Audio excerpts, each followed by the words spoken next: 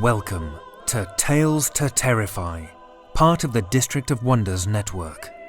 Featuring Starship Sofa and far-fetched fables, everyone has a story in the District of Wonders. Come and find yours.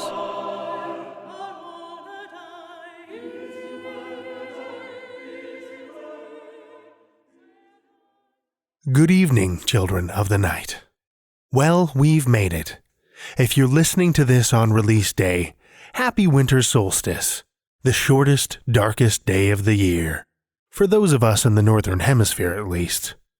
After today, each day gets a little longer, the darkness a little shorter.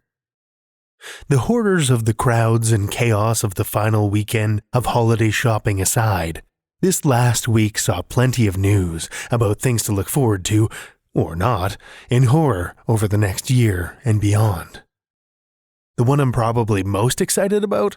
Guillermo del Toro's cinematic take on the kids' classic Scary Stories to Tell in the Dark, which just set a release date of summer 2019. Now, I'm sure I'm not alone when I say Scary Stories was probably one of, if not the first, true introduction I had into the world of horror. Elvin Schwartz's classic collection of folklore-inspired tales is unsettling on its own, but looking back, I think it was the artwork by Stephen Gammell that really tipped it over the edge into terrifying territory.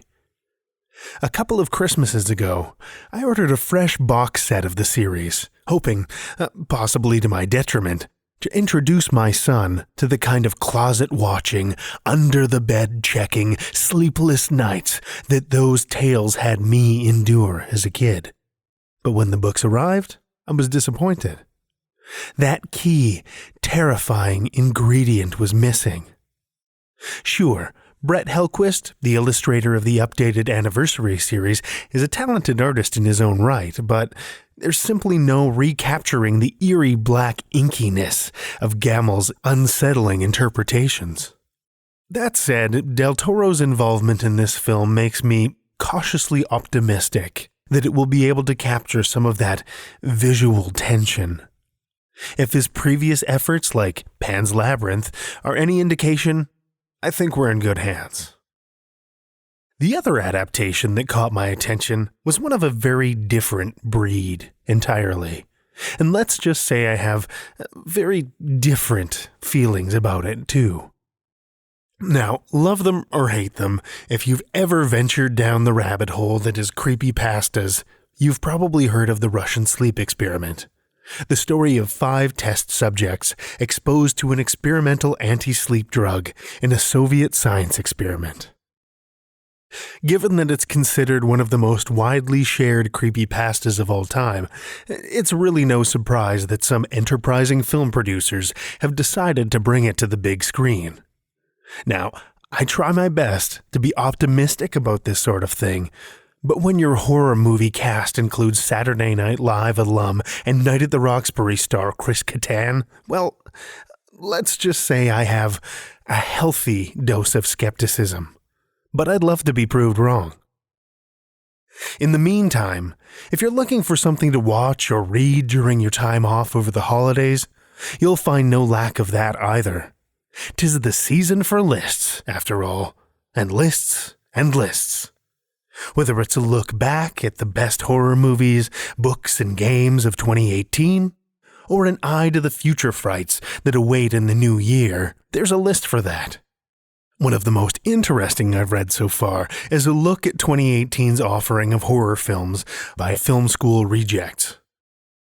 What's intriguing about this list for me is that, while it features some of the expected blockbusters, and some of the picks I flat out disagree with, looking at you, Annihilation, it also includes unexpected gems I plan to add to my holiday watch list. Link is in the show notes if you'd like to check it out. But for now, it's time to get you some early gifts to unwrap, from us to you. Let's hear some fiction. Gerri Leen lives in Northern Virginia and originally hails from Seattle. In addition to being an avid reader, she's passionate about horse racing, tea, and whiskey, and her latest obsession, ASMR videos. She has work appearing in Nature, Orson Scott Card's Intergalactic Medicine Show, Daily Science Fiction, Grimdark, and others. She's edited several anthologies for independent presses, is finishing some longer projects, and is a member of the Science Fiction and Fantasy Writers of America and Horror Writers Association. Children of the Night, Gerri Leen's Salt the Earth.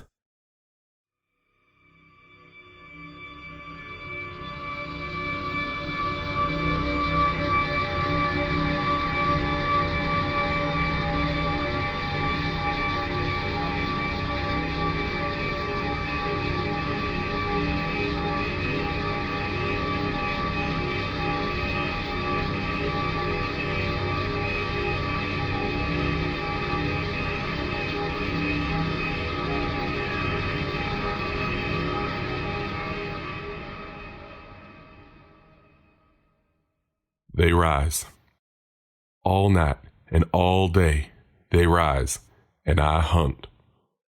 It wouldn't be so bad if they didn't keep rising in the middle of my pa's crops. He gets powerful angry every time I salt the earth behind the critters, but I told him I didn't have a choice. Which is worse after all, no crops or no family? 'Cause the critters would kill Ma and Sis and even little Jenny Jo, who I think is some kind of cousin. She does favor Pa, though, and Ma tends to treat her pretty unkindly. I've heard some gossipy folks wonder if maybe Jenny Jo isn't Pa's kid instead of his kin. I can't say I care. Maybe I would have before the critters, but now I'm just plumb exhausted. And those damn things show no sign of stopping. I beat 'em back just enough to give us all a breather. Enough to let us pick some fruit off the orchard trees or fish for the trout that fills the pond. But the corn? That harvest is getting smaller and smaller each time I go out. Pa cuffed me the last time he caught me ruining his cornfield. Cuffed me hard, too. I couldn't hear for a few days, which made it damned perilous to hunt. But someone has to hunt, and I'm the only one who sees the critters. So it's up to me. They're dark and sort of slug-like in appearance, but they can move powerful fast when they want to. I've pointed them out to Jenny Jo and Sis, but they act like there's nothing there. I yelled at Pa to look up from his work to see one slithering down a fence post next to him, but he just ignored me and the critter. I tried to get Ma to stop her churning long enough to see that she was in mortal danger. Scared the hell out of her when I shot the thing off the chair next to her. She yelled and told me if I didn't wise up, I'd be sent to that home where the crazy folk live. Like I'm the crazy one. I'm not the one churning while the critter is looming. I'm gonna take me a walk around now. Find out what the damn things are up to. I can see them oozing over the fences, crawling up from the roots of the corn. I used to like corn. Used to love the sound it made when it was dry and the ears cut off. But now I hate corn since it shelters my enemy. I'd burn the whole damn field down if Pa hadn't hidden all the matches from me. There's no kind of ally in this fight against evil. So I talked to Doc Pritchett about the critters. He lets me go on, and he never tells me I'm crazy or dangerous or scary. He just asks me how the critters make me feel, and then he writes about it in his little notebook of his. I know that if I die fighting these critters, Doc Pritchett will make sure my name lives on. I turned to see Pa getting in the tractor, not even paying attention to that critter that's reared up on the seat, waiting for him. I run, I yell, I even fire my gun that I'm not supposed to have in the air. Pa sits on the critter. That's how they get in you. That's how they make you evil. You gotta keep 'em off you. Can't let 'em touch you. Pa? Boy, what did I tell you about guns? Pa looks different. Something in his eyes is all off. And the critter is gone. Went up into him when he sat on him. It pains me to think of how it went up into him. Critters take the nearest hole. Pa, just calm down. I love my pa, even though he yells at me and hits me sometimes and pretty much always looks disappointed in me. I love my pa. But he's not my pa now. He's something else. He reaches for me, and I fire. The body that was my pa's falls, and I see the critter skitter out from under him, hiss at me, and then disappear under the corn. Damn corn. I root around in pa's pockets and find the lighter he uses to keep his pipe going every evening. Pa liked to say we were descended from Vikings, and I read somewhere once that Vikings were burned when they died. So I stomp the corn down and roll Pa onto it. Then I light it. It takes forever to catch. It's still young, not dry and a fire hazard the way old corn would be. But it finally does catch, once I think to get some paper to start the flames. The fire spreads, and it warms me as it blazes, 'cause I can hear critters screaming all over the field. I'm killing more of them than I ever have with my normal hunts. I back away, watch as Pa's body burns and blackens, and I try not to cry at what those things did to him. I'm glad I'm killing so many of them. I'm glad I'm a hunter. I'll keep my family safe. Ma comes out of the house. Jenny Jo and Sis too. Ma's screaming, and she's got one of Pa's rifles, even though she hates guns. "It was the critters," I say as I walk toward her. In the distance, I hear sirens. Ma called the fire department. And maybe the sheriff. "Ma, I had to do it." I reach out for her, still holding my gun. "Step away from us, boy." Ma sounds wrong. And I see a critter skittering around in her mouth just before I fire.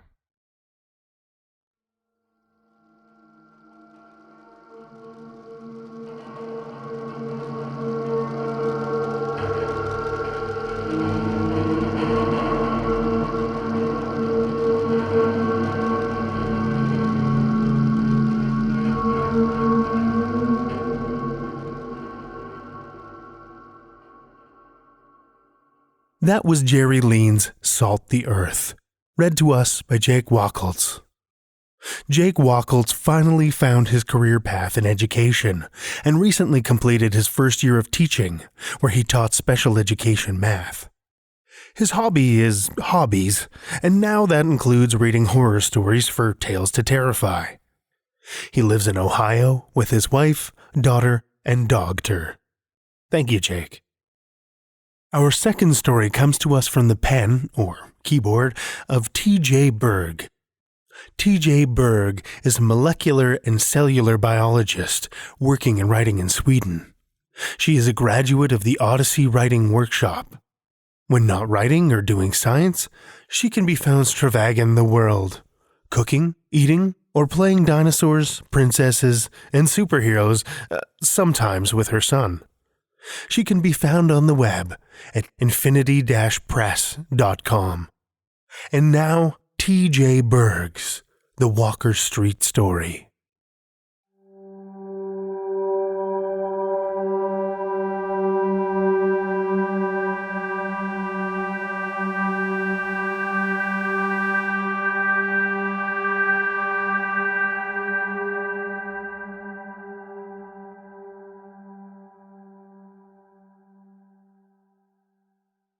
The line for tickets, convoluted and restless with chatter, was not so long that people were complaining, but Melissa felt every moment of the wait. Cold metal, rigid under her jacket, feeling more obvious by the second. Once the line wound inside and the smells of buttered popcorn hit her with that distinctly fake butter smell that theater popcorn carried, she suppressed a sob. It burbled right up into her throat and behind her eyes. Her hands stabbed into her pockets. "This isn't funny," she told herself. "It's not a joke. This isn't entertainment." The line crawled forward, phones up for selfies, bored texting, Pings and dings and rings sounding along with lobby music and some kid crying and a 2-year-old bursting free of mom and bolting under the rope. The sob again, and she knew she should turn and go. But she was almost to the ticket checker now. Papers and phones were flashed and scanned, hers next, then across the burgundy carpet, the blue patterns worn to a shine. She skipped the popcorn and found screen 4. The Walker Street story. The black letters arranged on white above the door, the Y in story slightly out of position. Someone jostled her and she clutched her arms tightly to herself, her heart alight in rapid blinks as if trying to clear something. Melissa found a seat, adjusted herself around her jacket's awkward cargo. This isn't entertainment, she thought. She hoped people would be scared. She remembered a man had shot up a theater. It had been deadly, terrifying, tragic, and utterly wrong. People had died pointlessly. There were no good reasons to die. She supposed they were all pointless, but some deaths felt more pointless than others. Some were too early, too wrong. The lights dimmed. Someone opened a bag of candy near her, its wrapper rattling, a burst of sugar-sweet strawberry smell. Previews. There were previews? Of course. It was a movie. Then there was her building, recreated using what? CGI? Models? What had they used? Photos? How good were the details? She'd lived there 5 years. They hadn't painted the front door in that whole time, and a black streak marred the lower right side. The window, just to the right of the door, looking into 1B, perpetually had its blinds closed. One of them was bent and another flipped the wrong way, and she'd always wanted to knock on the door of 1B, go marching in and fix it. There was almost always a chalked hopscotch board on the walk to the doorway, and someone liked to stick their gum under the handrail. And was the sticker there? The one Brienne had stuck on the door just below the keyhole? A winking emoji sticker, tongue out. Melissa had never known where she had found it. How does a toddler find a sticker without her mother knowing? Those things aren't in the shot of the building. The little patches of green that line each side of the sidewalk leading to their door have been given a tipped-over tricycle, which was stupid because no one in their building left toys in the front. They'd get stolen. But Melissa was transfixed anyway. There were 7 kids living in our building. The shot of the building, as it was, as it had been and was not now, whatever it was now, fades to a brownish gray, then to black, and words vibrate onto the screen in silence. On May 21st, 2019, the apartment building at 5383 Walker Street transformed into something else. Those words fade and are replaced. No one knows why. No one knows how. No one has seen the building on Walker Street since the government enclosed the area. Another fade. Another replace. There were 16 apartments at 5383 Walker Street. 39 people lived in those rooms. Of the 28 present for the transformation, only 6 survived. This is their story. Their story. That's what they were. Stories. But not her. She was no real story. She didn't survive. Not really. This wasn't alive. And then the story begins. Caroline Waits, of course, the famous survivor. It was her story, really. The story of the woman who ran into the transformed building to save her adorable twin daughters and miraculously made it out again. But Melissa wasn't watching anymore.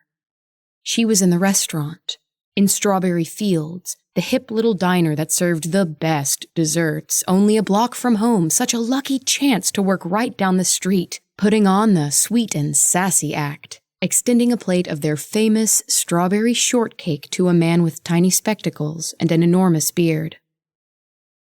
It was 8:23 p.m., and she was waiting tables but thinking about whether Josh was having any trouble getting Brienne, now a little over 2 years old, to bed, and hoping that little Nat, not quite 1 yet, was already asleep. She worried the same thing every night about this time. But she smiled and sassed her customers. She made good tips, tucked a bit away for the girls' college, for holidays, for Christmas. She served up sticky, sweet desserts with just the right amount of smile and chat, and it was just like any other evening. But then, her arm out, a cloud of whipped cream mounded on the offered plate, the shiver spasmed up under her skin, through her arm and into her head, and the plate dropped from her fingers. It clattered to the table in an explosion of cream and red berries, filling the big beard with luscious dessert. Then there was the boom. A piercing pain stabbed into her head and was gone, and everyone was standing up and looking around. Then people rushed to the door and looked out. Melissa saw through the plate glass window the haze down the street. It occluded her building, her home. The front of the restaurant was mobbed. She turned and ran out the back door, past the reeking dumpsters, frilly pink apron covered in strawberry shortcake. She ran right to the building. She passed Caroline Waits, who still stood stunned in front of the building, 2 grocery bags spilled at her feet. Melissa pulled out her key, but the front door wasn't even there. The mist faded and revealed a black maw. Beyond it, a void. Melissa stumbled at the sight, but her girls were in there. Josh was in there. If it led to nothing, she was going in anyway. So she stepped through the black. She stood in the hallway. It smelled. The sweet, sour stench of rotting meat, and beneath that, burnt sugar.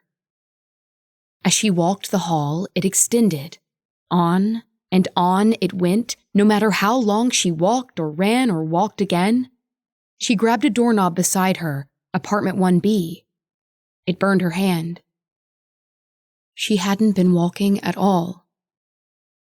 She stood in her hallway, webbed in dim, silvery threads, and glancing up when her neck prickled in terror, she saw descending toward her, now only inches from her nose, a mouth like a baleen whale's. She dropped to her knees, her lips parted to devour a ragged, gasping panic. Then ran. She didn't know how she made it through those sticky webs, leaping and jumping and running, thinking all the while of her family up there, up 2 stories. She hadn't known how Caroline Waits made it until now, watching the movie. She follows Melissa. She stands in the door, watches in paralyzed horror as Melissa steps inside, freezes there beneath the descending mouth. It is rimmed in eyes. It recoils when Melissa runs, leaving the way clear for Caroline. In quarantine, the government investigators had made Melissa relive every moment over and over and over again until she begged them to stop making her tell it. Then, when she'd been staying with her mom, the movie people had come and wanted her story. She'd slammed the door in their faces. Even after 2 moves, reporters still called. Writers, doctors, scientists, therapists, spiritualists, ghost hunters. She tried to hide, but they always found her. They wanted to know, what was it like? The stairwell. No light but your cell phone? What was it like? We hear the flashlight turned red. What was it like? The other survivors have told their stories. It will help you. We hear the walls were a solid, writhing mass of bugs. Were you stung? What was it like? What was it like? In the movie, Caroline faces the elevator or stair choice. She chooses the stairs too, Only one floor for her. They learn later that the elevator is a death trap. In case of emergency, use stairs. The floor had opened up and dropped people somewhere. No remains recovered. What was in your apartment? What did you see? What kind of monster did it hold? Do you know why? Does it connect with some trouble of your inner psyche? Do you think something of your past reflected itself into the apartment? We believe humans willed it into being with our own belief. What do you believe? The religious and the preachers and the just trying to help you make sense of the horror people all had their questions. They found her on the streets, wherever she moved. She didn't have the money to hide properly. She had to work. The movie people had offered her loads for her story, but she couldn't bear the thought. And so, every day there was someone asking her what was wrong with her that made her apartment turn against her. What did you see? What did you see? How did it feel? What was it like? The movie did not show her, Melissa, opening her apartment with a kick because the doorknob was a fanged snake's head. It did not show the door jamming on something. It did not show her husband, halved, split at the waist, cut sharp and blood pooled, head and outstretched hand blocking the door, eyes wide. In his other hand, Natty's pacifier, his hand pink and swollen. In the pool of blood at his waist, Brienne's stuffed dog Shep. It didn't show these things, because when the movie people came to her, she chased them off, throwing forks and spoons and butter knives from the pile of dirty silverware in her sink and just screaming. What the fuck did they think she felt? Misery and grief and denial. Did they think there was some message in that, some deeper meaning? In the movie is Caroline Waits. Her husband dead too. Only the gnawed remains of one leg to tell he'd ever been. Her children, her adorable twin girls, huddled 10 feet away in a crying pile of cute blonde curls. Caroline fighting her way to them in blind, senseless heroism and love. "This is the world we made," one woman told her, earnest, wide-eyed. She cried for Melissa before Melissa slammed the door in her face. "You know that Caroline Waits fought through it all? That is the power of our will," the woman called through the door. "She wanted those girls alive more than life itself. Have you asked yourself, on some level, did you want this? Did you want them gone? That movie, it shows what the power of will can do, the power of love." The woman talked into the door endlessly. Her neighbor, an elderly man living in the apartment next door, had stepped out in the hall just as Melissa had swung open the door and raised a baseball bat. The sight of him, scuffed walker hustling toward the woman, every wrinkle in his face shadowed with rage, stilled Melissa's arms. "Get out of here, you fucking sick bitch. You know what this woman's been through? Get! He spoke the last words like the woman was no more than a dog. Then he pulled out something from his pocket. "Pepper spray," he said. "Will this out of your life." The woman ran. He chuckled a little, then turned and saw Melissa, the raised bat. "Going to brain her, were ya?" Melissa let out a breath. "God damn people," he muttered. He showed her his inhaler clutched in his hand, chuckled again, then turned and started clumping down the hallway with his walker. "Fuckers deserve to know a little real fear," he called over his shoulder. The next day, a small bag of cookies sat on her doorstep.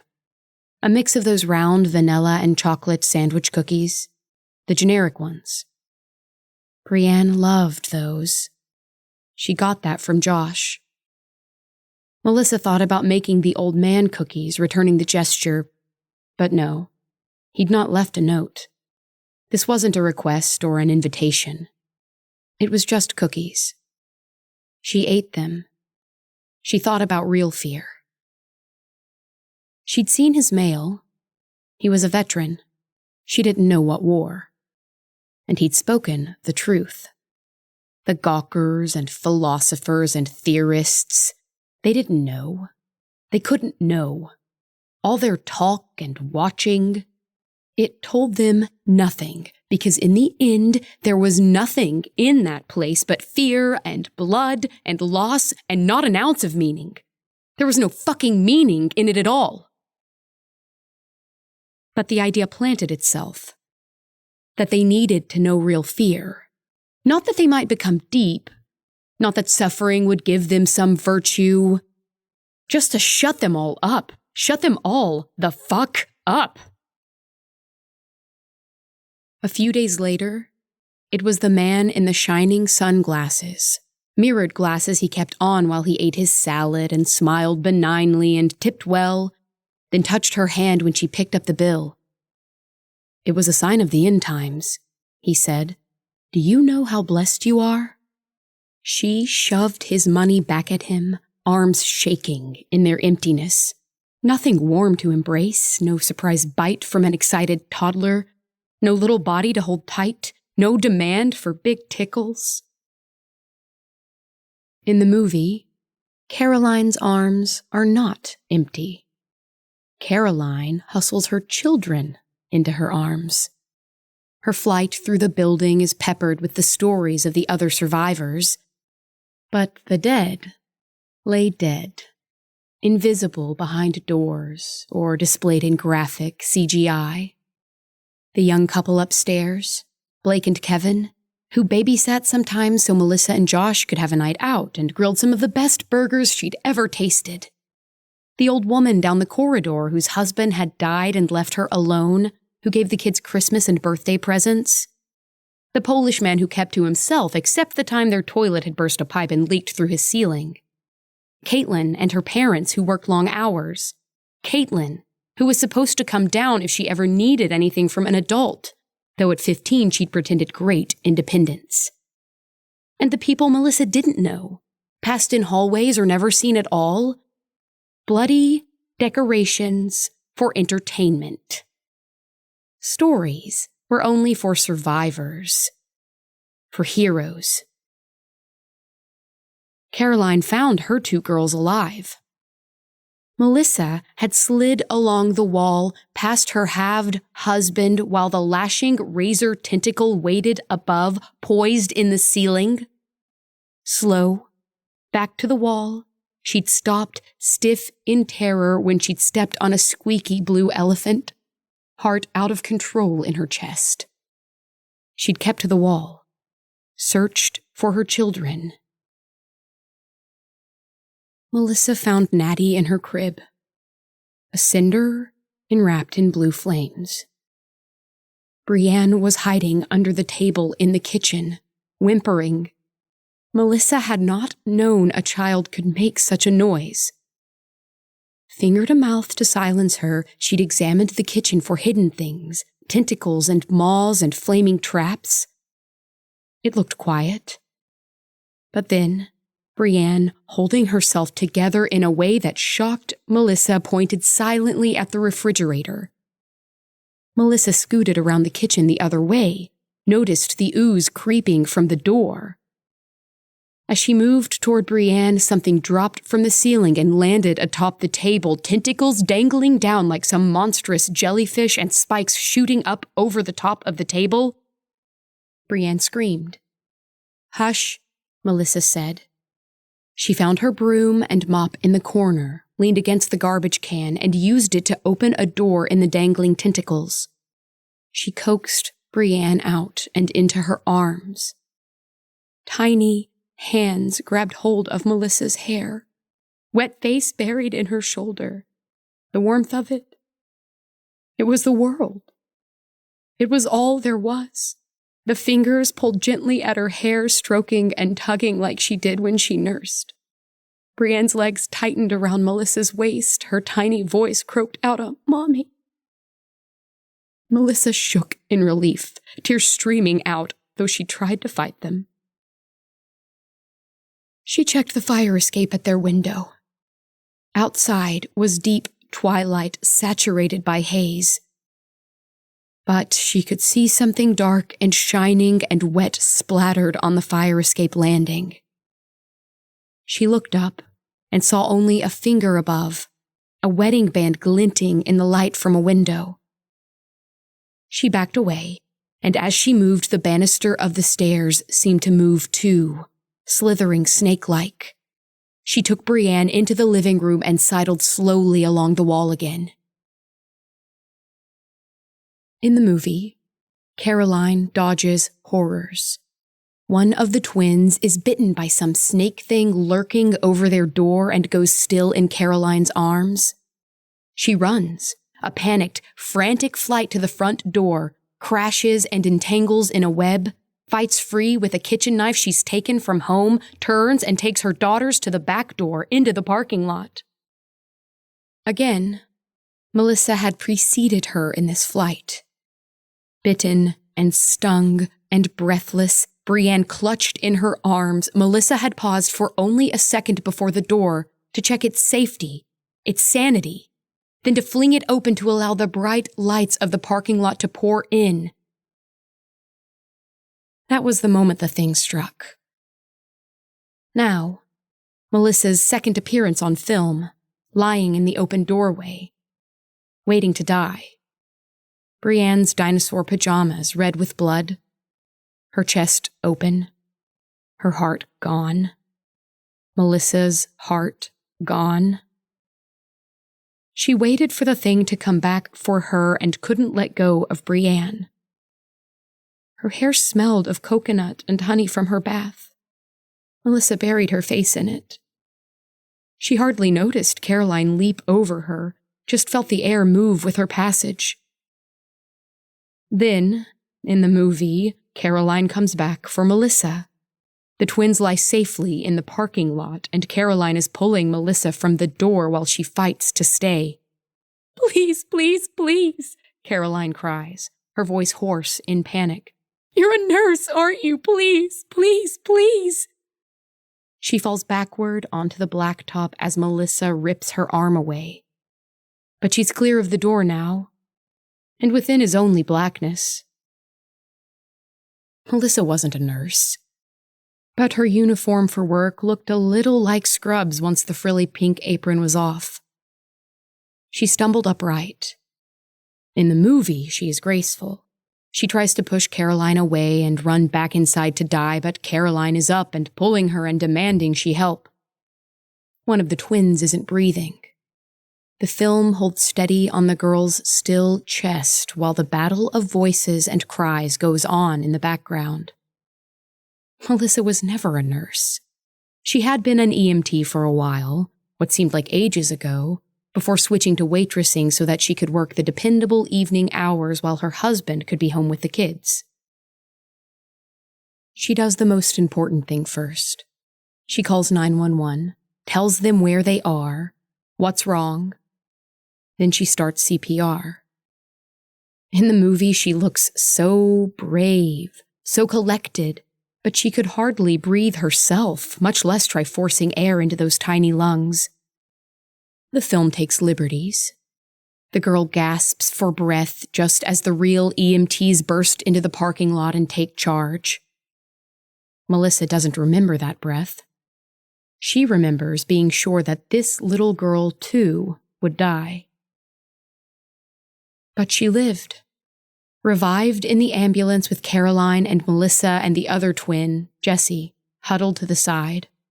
All rushed to the hospital, placed in the impromptu quarantine, crying with the other survivors. The movie doesn't show Melissa's suicide attempt. People want heroes. The movie fades into a list of the dead, their birth dates. People in the theater begin to murmur, whispers of sympathy and shock, admiration, disbelief. Just behind her, "I don't think I can go out to eat." And, "Those poor souls." The lights of phones flashed on. Melissa opened her coat, hands wrapped around metal warmed by her body. She fired. The sounds were loud and shocking in the quiet theater. Dark holes and liquid splatters and terrified screams. The paintballs tore into the huge screen, some sending sprays of red across the list of the dead. There were shrieks, panic, running feet. Melissa dropped the paintball gun and joined the crowd of scuttling runners peeling feet from the sticky floor, gasping breaths, suppressed cries. The lights came up and some people were still panicked and others realized what had happened and one man was shouting that he'd been shot. Melissa vanished herself into the crowd, past pale-faced employees. The crowd was hot, sweaty with the tension slicked between their bodies, their fear acrid in her nose, strange under the theater smell of popcorn and candy.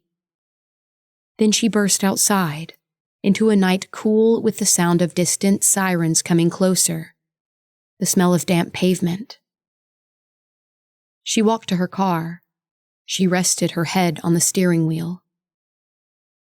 Some of her fury had burst on the screen, had expelled itself in the crowd's screams, but Brienne and Natty and Josh were still gone. She would never see them again. She would not watch Natty bop up and down at the coffee table again. Brienne would never chase a random dog in the street, demanding to be allowed to pet it. Josh would never come home from work with a surprise bottle of cheap wine and a trashy secondhand paperback romance novel to laugh over together. She would never have her family again. Never. They were gone. Just gone. And her mind would circle around it over and over and over, how they were gone, really gone. In the end, it didn't matter how or why or what happened. All that mattered was that she was never going to see her family again.